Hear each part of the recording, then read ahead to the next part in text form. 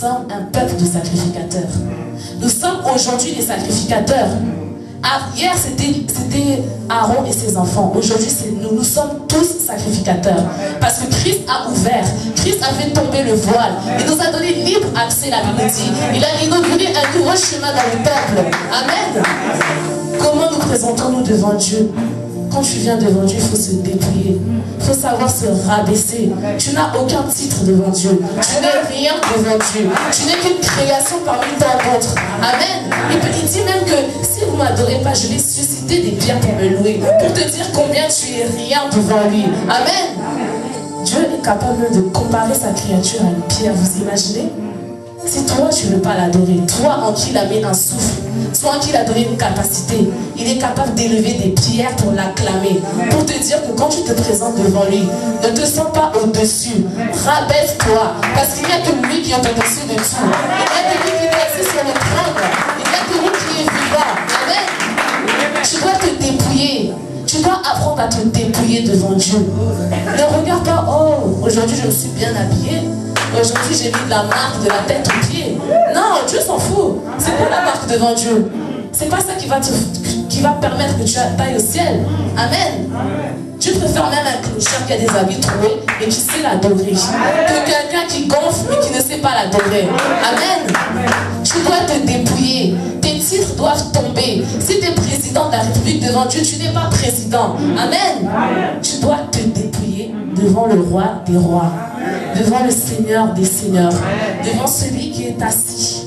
La Bible dit qu'il est assis sur le trône. Quand les anges l'adorent, quand les chérubins l'adorent, quand les 4 êtres vivants présentent leur coupe devant Dieu, vous savez ce que les anges font?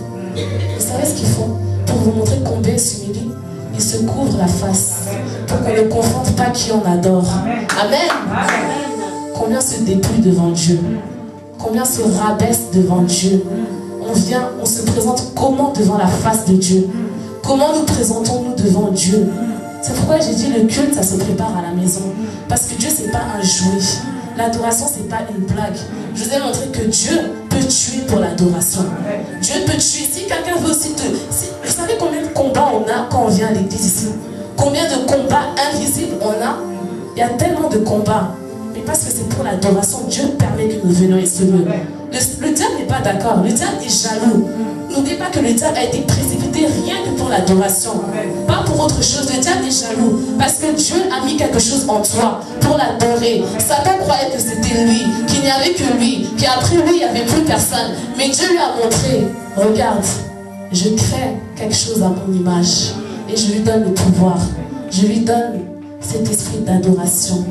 Est-ce que tu sais que tu as un esprit d'adoration en toi? Est-ce que tu sais que tu as un esprit adorateur? Tu as un esprit adorateur, mais tu dois l'exploiter. Tu dois le chercher pour t'approcher près de lui. Amen. On va continuer encore. Apocalypse 3, verset 20.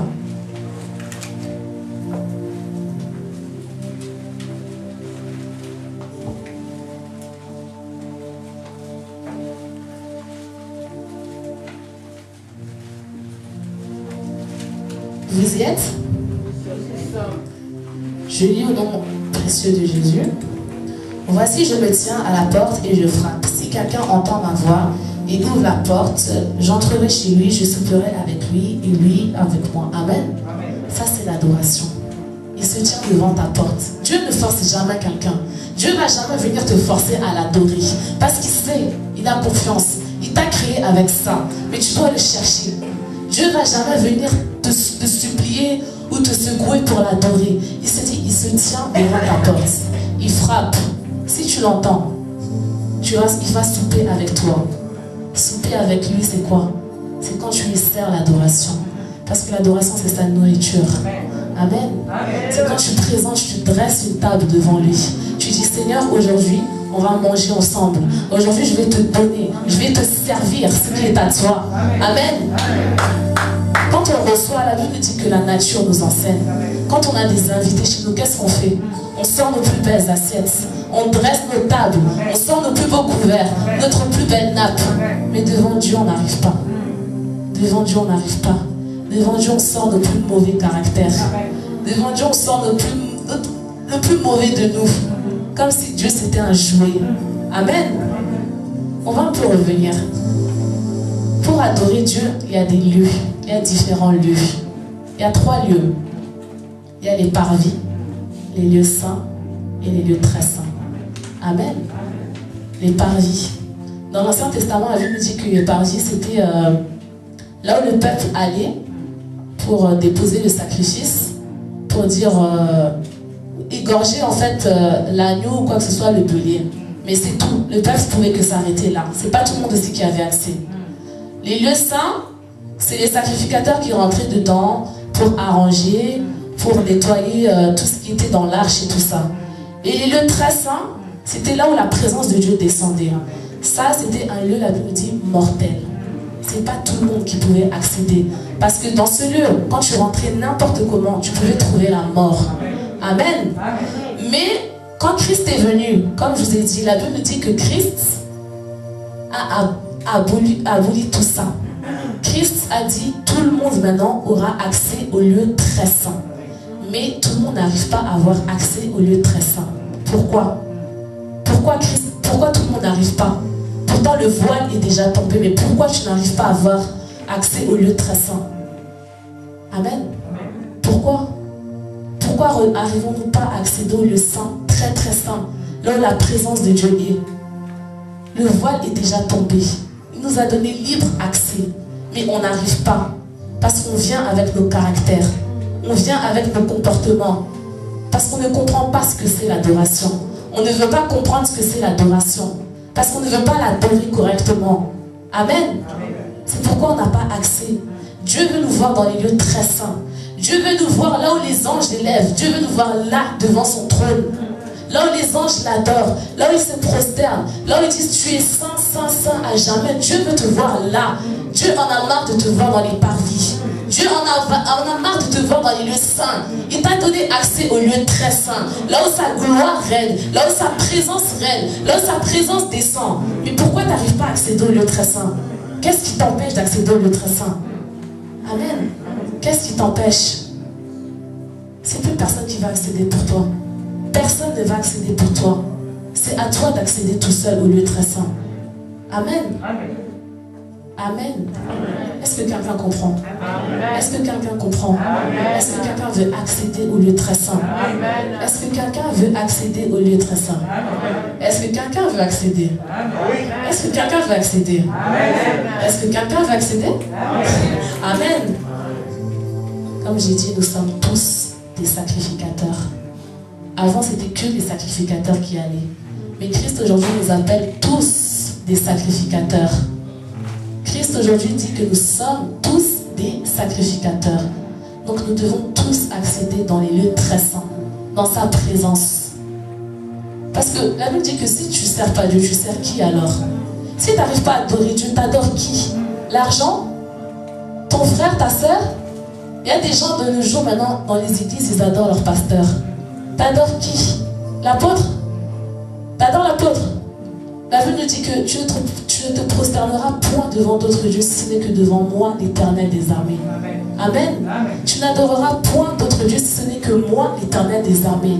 Mais aujourd'hui, on adore nos enfants, on adore l'argent, on adore les habits, on adore tout ce qui est vain, mais on n'arrive pas à adorer le Créateur. La créature n'arrive plus à adorer son Créateur. C'est pas normal. On se comporte comme des hommes animaux, comme des hommes charnels. Et on dit qu'on a Christ en nous. Est-ce que tu as réellement Christ en toi? Est-ce que Christ est réellement en toi? Parce que si Christ est en toi, si l'Esprit est en toi, l'Esprit va te pousser à l'adorer. Amen. L'Esprit va te pousser à l'élever. Amen. Vous savez, pour adorer Dieu, ça demande un effort physique et spirituel. Quand ton spirituel est déjà préparé, ton physique va que suivre. On l'a vu dimanche. On est composé de l'âme, de l'esprit et du corps. Quand l'esprit est élevé, l'âme est obligée de suivre et après la chair suit aussi. Mais quand c'est la chair qui est élevée, l'âme, l'esprit ne suivra pas, mais l'âme va suivre. Amen. Qu'est-ce qui est élevé en toi? Est-ce que c'est l'esprit ou la chair? Qu'est-ce qui est élevé en toi? Est-ce que c'est l'esprit ou la chair? Si l'esprit est élevé, l'âme va suivre, le corps n'aura même pas le choix. Il va suivre. Il y a différentes positions aussi. Aujourd'hui, le chrétien est trop orgueilleux. Il n'arrive plus à se rabaisser devant Dieu. Il y a différentes positions, je vous dis. Aujourd'hui, quand on vient devant Dieu, on s'assoit. Soit on s'assoit. On est là, on s'assoit. Je regarde, j'attends ce qui se passe. C'est pas trop moi, ça ne me concerne pas trop. C'est comme si il y a quelqu'un ou quelque chose qui va venir adorer à ta place. On n'arrive pas à rester debout devant lui. Le chrétien, il n'arrive pas à s'agenouiller devant Dieu. Hé, moi je suis trop bien habillé, je ne peux pas m'agenouiller aujourd'hui. Ça va pas? Non, non, non. Le chrétien n'arrive pas à s'agenouiller. Se prosterner, n'en parlons pas. S'allonger, très difficile. Amen. S'agenouiller. Quand tu viens devant Dieu, tu te mets comme ça. Tu t'agenouilles devant lui. C'est-à-dire, je m'humilie devant Dieu. Seigneur, je viens, je m'humilie devant toi. Se prosterner, c'est aussi différent. S'agenouiller et se prosterner, ce n'est pas la même chose. Ça a des définitions différentes. Tu es là, tu t'agenouilles devant Dieu. Seigneur, je m'agenouille devant toi. Je m'humilie, je reconnais que tu es Dieu. Je reconnais que tu es roi. Je reconnais que tu es au-dessus. Amen. Quand tu te prosternes, c'est-à-dire, tu es comme ça. Face contre terre. Seigneur, ta suprématie, la crainte, c'est-à-dire la crainte. Quand Dieu faisait des grandes choses pour le peuple d'Israël, vous savez ce qu'Israël faisait? Il se prosternait. La Bible dit qu'Israël se prosternait parce qu'Israël craignait l'Éternel. Combien aujourd'hui arrivent à se prosterner devant Dieu? Combien? Combien arrivent à s'humilier devant ce Dieu-là? Combien? Quand tu t'allonges devant Dieu. Vous savez, moi, avant, quand je voyais les gens s'allonger devant la présence de Dieu, ça me faisait rire. Je dis, mais jusqu'au point de s'allonger, vraiment. Hein? Même si tu aimes Dieu, jusqu'à ce point quand même. Parce que je ne comprenais pas ce que c'était l'adoration. Vous savez ce que c'est s'allonger? Retourner à son état de poussière. Seigneur, tu m'as tiré de la poussière. Je suis bout devant toi. Je suis rien devant toi. Amen. Quand on dit, on se lève devant Dieu, c'est-à-dire le respect. La Bible nous dit que la nature nous enseigne. Quand on va dans un mariage, quand on dit, ah, maintenant on va faire entrer les mariés, qu'est-ce que les gens font? Les gens se lèvent. Mais les mariés, c'est quoi? C'est une créature. Non? Mais tu te lèves. Est-ce que quelqu'un te dit, oh, lève-toi? Non. Mais devant la présence du Seigneur, il faut toujours qu'un chantre, je ne sais pas qui dise, Père, nous allons nous lever. Pourquoi? Tu dois prendre conscience toi-même. Là, le Créateur fait son entrée. Porte levée vos linteaux. Que le roi de gloire fasse son entrée. Amen. Tu dois te lever. Quand on vient ici, arrêtons nos phases d'être toujours comme ça. Tu viens, tu t'assois, tu regardes, tu es déconcentré, tu n'es pas dans la face de Dieu. Tu mâches ton chewing-gum, tu regardes les autres. Mais c'est quelle attitude? C'est quelle attitude? Mâcher un chewing-gum.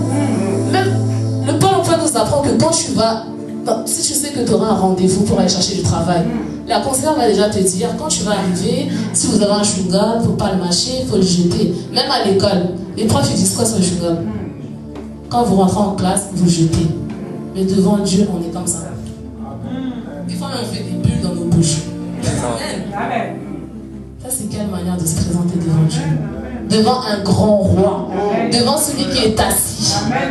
On vient devant Dieu, on reste assis. Pour prouver quoi? Je suis égal à toi? C'est Satan qui te ment. Il a menti à Adam et à Ève. Et regardez ce que ça fait. Amen. Satan te ment.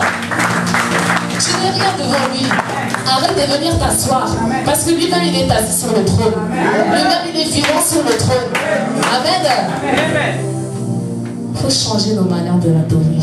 Ça fait mal. Quand on voit comment... C'est quand tu comprends déjà ce que c'est l'adoration et que tu vois que il y en a qui savent ce que c'est mais qui ne le font pas. Il y en a, c'est pas de leur faute, ils ne savent pas. Mais ça fait mal. Ça fait mal quand tu sais ce que c'est l'adoration. Mais que tu vois que la créature n'arrive pas à suivre. Il y en a même des fois qui aiment bien dire, ah, aujourd'hui les chantres vraiment, hein, ils ne nous ont pas amenés dans la présence de Dieu. Le chantre ne va pas t'amener. Le chantre a son culte à rendre. Le chantre a un culte honorable à rendre devant Dieu. Le chantre doit adorer aussi son Dieu. Le chantre doit se présenter devant la face de son Dieu. Amen. Si tu n'arrives pas à rentrer dans la présence de ton Dieu, n'accuse pas quelqu'un. Le chantre a rendu son culte. Même un chantre qui n'a pas une voix exceptionnelle, quand il rentre dans la présence, il adore avec son cœur. Dieu le voit. Amen. Arrêtons d'accuser les chantres. Les chantres n'ont rien fait. Si tu n'arrives pas à rentrer dans la présence de Dieu, pose-toi des questions. Comment tu te présentes devant Dieu? Comment tu viens devant Dieu? Le chantre n'a rien à voir. Le chantre, il a un don. C'est vrai. Il a un don. Il a un don. Mais ce don-là, ce n'est pas pour t'amener. Ce don-là, c'est pour te donner envie d'adorer Dieu. Le chantre ne doit pas t'emmener. Emmener et donner envie, ce n'est pas la même chose. Le chantre aussi a un devoir. Amen. Nous aussi, quand on se présente devant Dieu, comment on se présente? Quand tu viens fatigué, tu contamines. Hier, on l'a vu ici. Quand tu es fatigué, tu contamines tout le monde. Tu dois utiliser ton don. Dieu t'a donné un don. La voix, c'est un support. Accompagné de la parole, c'est puissant. Mais tu dois l'utiliser. Comment tu viens devant Dieu, chantre? Amen. Comment on vient devant Dieu? On doit pas, c'est vrai qu'on ne doit pas amener le peuple dans l'adoration devant Dieu. On ne doit pas tirer, venez, on va être dans le non. Mais tu dois donner envie. Ton attitude, ta façon d'être. Il faut que quand la soeur, le frère rentre, il dit, ah, j'aime comment cette fille adore. Ça me donne aussi envie. Allez, il commence à se prosterner. Il commence à louer. Il commence à adorer. Amen. Nous aussi chantres. On a aussi un rôle, c'est vrai. On doit donner envie. Pas emmener, j'ai dit, mais donner envie. Amen. On n'a pas trop parlé de la louange aussi. Louer. Louer, c'est célébrer, la Bible nous dit. C'est célébrer le dictionnaire. J'ai lu dans le dictionnaire. Célébrer, tu peux danser, chanter, prier, crier. C'est ça. C'est célébrer Dieu. On n'arrive pas aussi à louer Dieu correctement. On va voir ce que la Bible nous dit sur David. Dans 2 Samuel, verset 6. 2 Samuel 6, pardon, verset 14 à 22.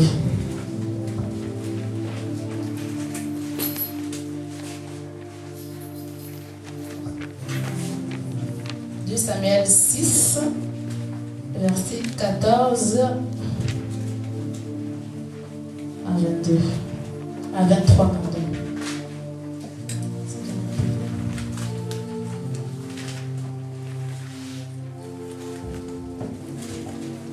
Je vais avoir 2 Samuel 6, verset 14 à 23. David dansait de toute sa force devant l'Éternel et il était ceint d'un éphod de lin. David et toute la maison d'Israël firent monter l'arche de l'Éternel avec des cris de joie et au son des trompettes. Comme l'arche de l'Éternel entrait dans la cité de David, Michal, fille de Saoul, regardait par la fenêtre, et voyant le roi David sauter et danser devant l'Éternel, elle le méprisa de son cœur. Après qu'on eut amené l'arche de l'Éternel, on l'a mis à sa place au milieu de la tente que David avait dressée pour elle, et David offrit devant l'Éternel des holocaustes et des sacrifices d'action de grâce. Quand David eut achevé d'offrir les holocaustes et les sacrifices d'action de grâce, il bénit le peuple au nom de l'Éternel des armées. Puis il distribua à tout le peuple et à toute la multitude d'Israël, hommes et femmes, à chacun un pain, une portion de viande et un gâteau de raisin. Et tout le peuple s'en alla, chacun dans sa maison. David s'en retourna pour bénir sa maison, et Michal, fille de Saoul, sortit à sa rencontre. Elle dit: quel honneur aujourd'hui pour le roi d'Israël de s'être découvert aux yeux des servantes et de ses serviteurs, comme se découvrirait un homme de rien. David répondit à Michal: c'est devant l'Éternel qui m'a choisi, de préférence à ton père et à toute sa maison pour m'établir chef sur le peuple de l'Éternel Israël. C'est devant l'Éternel que j'ai dansé. Amen. Je veux paraître encore plus vil que cela. Alléluia. Et m'abaisser à mes propres yeux. Néanmoins, je serai en honneur auprès des servantes dont tu parles. Amen. Or, Michal, fille de Saoul, n'eut point d'enfant jusqu'au jour de sa mort. Amen. Amen. Dis à ton frère, ne m'empêche pas d'adorer Dieu. Ne m'empêche pas de louer Dieu. Parce que ça peut être fatal pour toi. Parce que ça peut être fatal pour toi. Amen. Vous avez vu? David, la Bible dit, un grand roi, hautement élevé, avec l'onction royale. Il a dansé devant le peuple, devant des gens qui étaient pauvres, devant des gens qui étaient rien aux yeux de la société. David a dansé. David a ôté ses habits de royal. Il a dansé. Amen. Qui est roi ici? Qui est reine ici? Hein? Qui est roi? Qui a un palais? Qui a un palais royal? Qui a des millions en banque? Mais pourquoi vous n'arrivez pas à adorer Dieu? Pourquoi vous n'arrivez pas à louer Dieu? Pourquoi devant Dieu tu fais, hein, comme on dit, charisme, de l'orgueil? Pourquoi? Hein? Qui a un palais ici? Mais on n'arrive pas à adorer Dieu, on n'arrive pas à le louer. Mais la Bible dit David, un grand roi, il dansait, il se levait, il faisait des chutes, il sautait, il courait pour louer Dieu. Il ne faisait pas attention le peuple ou pas, oh ils vont voir comment, ils vont me rabaisser. Non, David le louait correctement parce qu'il savait qui était Dieu. Pourquoi David dit que tout ce qui est en moi loue ton saint nom? C'est-à-dire tout ce que moi je contiens. C'est-à-dire quand je suis là en train de t'adorer, il faut que mon cœur sente que je t'adore. Il faut que mes tripes sentent que je t'adore. Il faut que tout ce qui est en moi sente que je suis en train de t'adorer. Il faut que mes poumons ils prennent de l'air, l'oxygène, montre que je t'adore.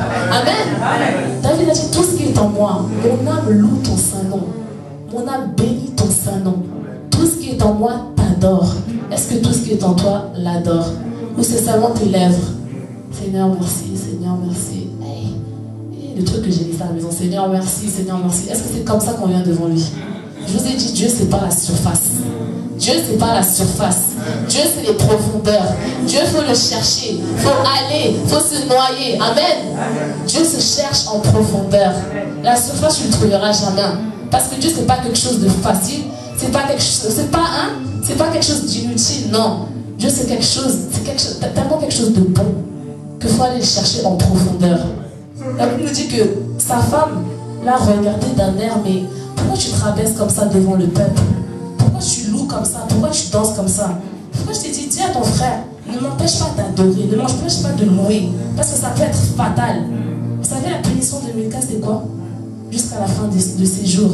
La Bible nous dit, elle n'a pas eu d'enfant. T'imagines? Quand on vient ici, on voit un frère, un soeur qui se réjouit, qui danse. Toi, tu le regardes mal.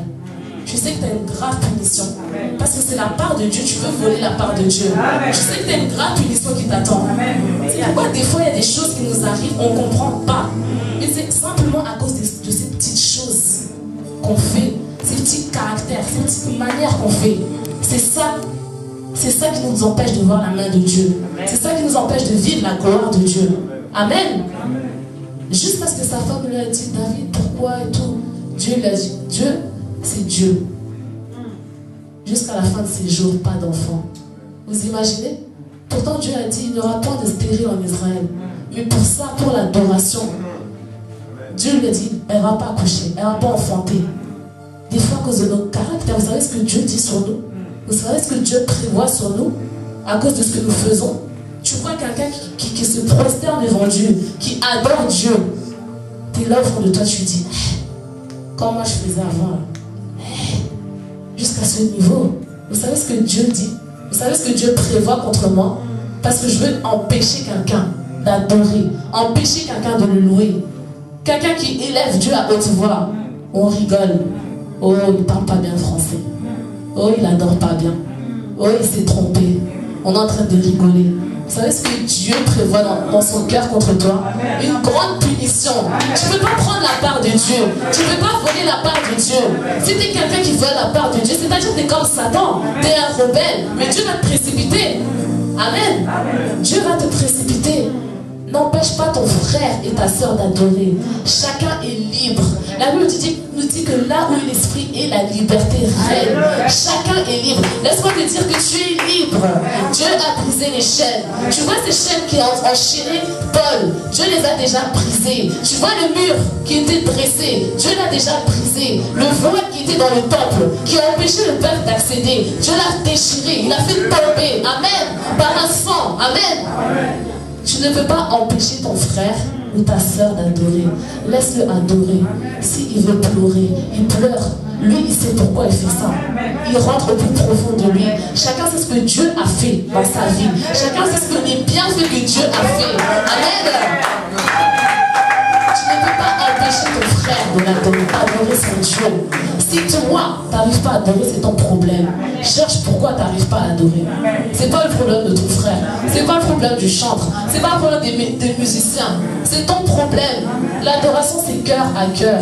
C'est quelque chose d'individuel. C'est une présence. C'est rentrer dans la haute présence. Amen. Si toi, tu n'arrives pas à adorer, tant pis pour toi. C'est ton problème. Mais n'empêche pas celui qui est à côté de toi d'adorer. On le fait.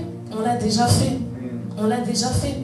On voit quelqu'un adorer, ou louer, ou danser, être dans la joie, dans la présence du Seigneur. On le regarde d'un œil vraiment, mais... Si toi tu es orgueilleux, tant pis. La Bible nous dit que Dieu résiste aux orgueilleux.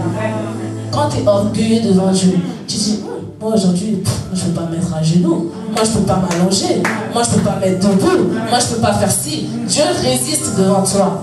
Amen. Amen. Est-ce que quelqu'un a compris? Est-ce que quelqu'un a compris? Est-ce qu'il y a des adorateurs? Est-ce qu'il y a des adorateurs?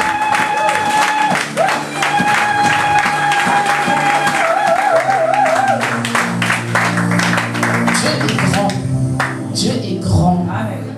Quand j'ai préparé ce thème, même moi aussi, Dieu m'a brisé aussi. Même moi-même, Dieu aussi m'a brisé. Parce que des fois, je chante, je suis là, je dis, aujourd'hui, je vais me mettre à genoux avec les talons et tout ça. Mais qu'est-ce que Dieu a à voir avec mes talons? Qu'est-ce que Dieu a à voir avec mes habits? Hein? Je me dis, me prosterner, ça fait trop. Après, quand je vais me lever, il faudra que j'enlève la poussière sur mes genoux. Non. Il faut que nos genoux là, il faut que ça devienne noir. Noir. Tu sais noir comment? Comme les chaises. Noir. Tes genoux doivent devenir noirs parce que c'est ce que Dieu aime. Amen. Dieu aime l'adoration. Dieu aime, Dieu est favorable à l'adoration. Dieu aime quand ses enfants, quand les adorateurs se présentent dans les lieux très saints, dans les lieux très hauts. Quand ses enfants l'honneur, lui donnent l'honneur. Amen. Dieu aime ça. Dieu aime ça. Dieu n'aime pas quand on vient dans la superficie, on vient seulement pour qu'on vienne. C'est pourquoi même Christ avait dit, ne soyez pas comme ces pharisiens qui se mettent debout dans les synagogues. Oh Seigneur, oh Jésus, oh Roi. Non. Tu ne dois pas être comme ça. Est-ce que ça vient du cœur? Je ne dis pas que se mettre debout, c'est pas bien. Mais je dis, quand tu le fais, il faut savoir pourquoi tu le fais. Quand tu t'humilies devant Dieu, il faut savoir pourquoi tu le fais. Quand tu te prosternes, il faut savoir pourquoi tu le fais. Là où nous avons ces fautes, des fois on le fait que ici. Mais chez toi, à la maison, l'adoration c'est une vie. Un adorateur doit avoir une vie d'adoration. L'adoration c'est pas seulement dimanche, c'est pas seulement mardi. L'adoration c'est chez toi. Comment tu adores chez toi? Il y en a qui arrivent qu'à adorer quand on est ensemble. Non. C'est vrai que c'est beau, c'est doux et agréable pour deux frères de demeurer ensemble. Mais l'adoration, c'est chez toi. C'est rentrer dans ta chambre. Fermer la porte. Amen. C'est-à-dire rentrer dans ton cœur. Fermer la porte à tout esprit. Fermer la porte à toute distraction. C'est-à-dire dresser une table devant lui. C'est-à-dire, Seigneur, je me dépouille devant toi. Seigneur, je ne suis rien devant toi. Seigneur, je reconnais ta suprématie. Seigneur, je te loue pour tes bienfaits. Je te loue pour ta grandeur. Seigneur, je te rends gloire. Seigneur, tu es Dieu. Tu resteras Dieu. Tu es grand. C'est ça l'adoration. Chez toi. C'est pourquoi j'ai dit ça commence à la maison. Pas ici. Ici, on est ensemble parce que voilà, on doit se réunir. On se réunit, c'est comme ça. Mais chez toi aussi. L'adoration, c'est chez toi. Est-ce que tu as... Comment t'adores Dieu chez toi? Comment te présentes-tu devant Dieu chez toi? Parce que Dieu nous voit. Dieu nous traite d'hypocrites. Dieu nous voit comme des hypocrites. Quand on vient ici, on fait semblant, on se met à genoux. Mais toute la semaine, du lundi jusqu'à samedi, on ne s'est pas mis à genoux. Du lundi jusqu'à samedi, peut-être tu n'as même pas ouvert ta Bible. Du lundi jusqu'à samedi, peut-être tu n'as même pas remercié Dieu. Mais ici, tu montres comme si tu le faisais. Non. Dieu n'aime pas les hypocrites. Dieu ne veut pas que nous soyons hypocrites. Dieu ce soir veut nous apprendre ce que c'est l'adoration. Dieu ce soir veut renouveler cet esprit d'adorateur en nous. Amen. Est-ce qu'il y a des gens qui sont prêts à l'adorer? Est-ce qu'il y a des adorateurs qui sont prêts à l'adorer? Est-ce qu'il y a des adorateurs? Est-ce qu'il y a des adorateurs? Est-ce qu'il y a des adorateurs? On va l'adorer un peu, parce qu'il mérite l'adoration. On l'a remercié, c'est bien, mais Dieu mérite aussi l'adoration. Je ne vais pas te dire comment tu dois être. Je vous ai déjà donné toutes les positions. Debout, à genoux, se prosterner, s'allonger. La position assise, ça ne marche pas. Parce que lui-même, il est assis. Il ne veut pas voir les gens assis parce que lui-même, il est assis. La Bible dit que quand on le loue, son siège vient au milieu de nous. Amen. Est-ce qu'il y a des gens qui veulent l'adorer? Il faut bannir la fatigue. Bannir la fatigue. La fatigue, ce n'est pas de Dieu. C'est le diable. C'est les ruses de l'ennemi. Parce qu'il est jaloux. Il veut te voler quelque chose. Parce qu'il sait que quand tu vas l'adorer, en sortant d'ici, il y a quelque chose qui va se passer. Satan se dit, je ne peux pas les laisser adorer. Non, il faut que je ramène une fatigue, il faut que je ramène une distraction, il faut que je ramène une pensée, il faut que je ramène quelque chose. Mais aujourd'hui, on va dire à Satan, non, je suis une créature. Je veux adorer le Créateur. Je veux me présenter dans sa présence. Me présenter dans les lieux très saints. Parce que Jésus a déjà donné l'accès. Il n'a pas offert un sacrifice en vain. Il n'a pas versé un sang en vain. Il a versé un sang pour des adorateurs. Amen. J'espère que, après ce message, dorénavant, on va changer nos attitudes devant Dieu. Amen. On va comprendre ce que c'est adorer. J'espère qu'on va changer notre façon d'adorer ce Dieu-là. Amen. Je vais vous inviter à vous lever ou t'agenouiller. Je ne sais pas. Prends la position qui te plaît. Prends la position dans laquelle tu te sens à l'aise. Amen. Nous allons sortir de toute distraction. Nous allons éloigner tout ce qui nous distrait. Toute chose qui ne rend pas gloire. On veut maintenant commencer à se présenter devant lui. On veut se préparer. On veut accéder dans les lieux très saints. On veut lui rendre tout l'honneur. On veut lui rendre la gloire. On veut lui dire que toute la gloire, c'est à lui seul. On veut lui dire que toute la gloire lui appartient. On veut lui dire, Seigneur, je ne suis rien devant toi. Seigneur, je ne suis que poussière. Seigneur, je ne suis que bouffe. Seigneur, je ne vaux rien. Seigneur, je m'unis devant toi. Amen.